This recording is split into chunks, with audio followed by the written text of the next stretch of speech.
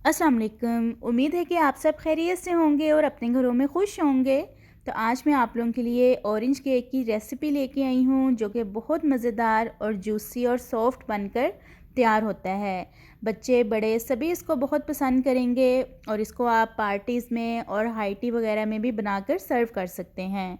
तो चलिए रेसिपी शुरू करते हैं। बिस्मिल्लाहिर्रहमानिर्रहीम। तो सबसे पहले जो इम्पोर्टेंट काम है बेकिंग में, जो ट्रे है, मोल्ड है, जिसमें भी हमने केक बेक करना है, उसको ग्रीस कर लेंगे और इसके ऊपर बटर पेपर भी लगाएंगे और उसको भी ग्रीस कर लेंगे। ट्रे को ग्रीस करके साइड पे रखते हैं और रेसिपी के नेक्स्ट स्टेप की तरफ चलते हैं।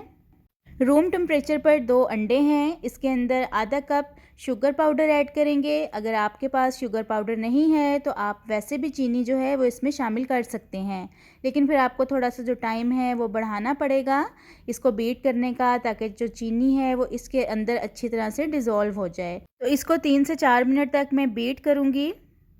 तो देखें कलर जो है वो भी चेंज हो गया है बैटर का, और जो चीनी है वो भी इसके अंदर डिज़ोल्व हो गई है। अब इसमें 1/4 कप जो है वो ऑयल का ऐड करेंगे।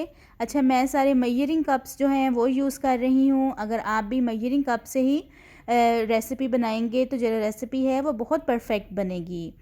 और अब इसमें हाफ़ कप जो है वो ऑरेंज जूस का शामिल करेंगे, और मैंने बिल्कुल फ्रेश ऑरेंज जूस लिया है, इसको मैंने अभी ही निकाला है। इसको भी मिक्स कर लेंगे। और अब इसमें 1 कप जो है वो मैदे का शामिल करेंगे। अच्छा, मैदा मैंने भर कर लिया है, लेकिन अभी इसमें 1 कप ही मैंने डाला है, थोड़ा सा जो है वो मैं बाद में ऐड करूँगी। और साथ ही इसमें 1 टीस्पून जो है वो बेकिंग पाउडर ऐड करेंगे। खाने वाला 1 टीस्पून बेकिंग पाउडर इसमें शामिल किया है, और इसी तरह से छान कर दोनों चीज़ें इसमें डालेंगे, ताकि जो बेकिंग पाउडर और मैदा है वो अच्छी तरह से इसमें मिक्स हो सके। तो बस अब इसको मिक्स करेंगे। अच्छा, इसका जो मिक्स करने का काम है वो भी बहुत एक अहम आप कह लें इसका स्टेप है कि इसको किस तरीके से मिक्स करना है।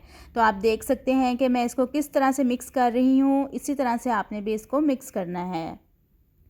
तो यहाँ पे जो थोड़ा सा मैदा रह गया था वो भी यहाँ पे मैंने छान कर डाल दिया है, तो इसको भी सेम उसी तरीके से मिक्स करेंगे।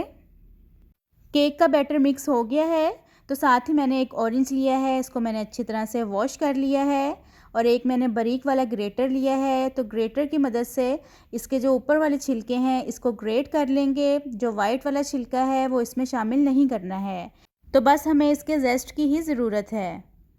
ऑलमोस्ट 1 टेबलस्पून इसमें मैंने ऑरेंज जेस्ट का शामिल किया है, इससे फ्लेवर बहुत ही ज़बरदस्त आता है। और साथ ही इसमें 7 से 8 ड्रॉप्स जो हैं वो वनीला एसेंस के शामिल किए हैं। इसको भी मिक्स कर लेंगे। ओवन को मैंने पहले ही इसे 10 मिनट के लिए प्री हीट कर लिया है 180 डिग्री पे। और अब जो बैटर है इसको मोल्ड में शामिल करेंगे, और साथ ही इसको थोड़ा सा टैप टैप भी कर देंगे।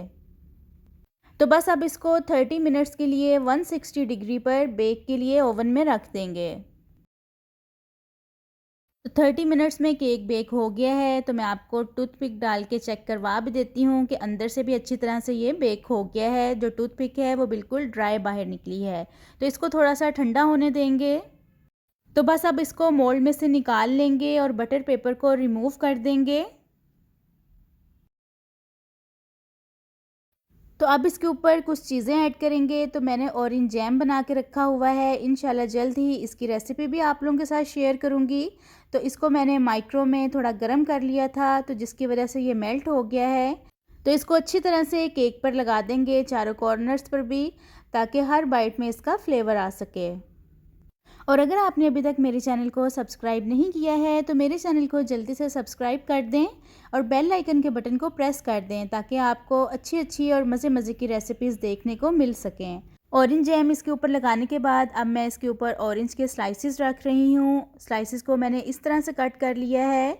अच्छा, अगर आपके पास ऑरेंज जैम अवेलेबल नहीं है तो आप घर पे ही ऑरेंज जो सिरप है वो भी तैयार कर सकते हैं।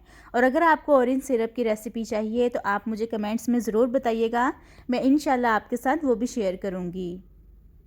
एंड पर इसके ऊपर थोड़ी सी आइसिंग शुगर ऐड करेंगे, जिससे ये बहुत टेम्पटिंग लगेगा, और ये इतना मज़े का और यमी बनकर तैयार होता है कि अगर आप एक बार इसको बनाएंगे तो आपका भी बार बार दिल करेगा इसको बनाने का।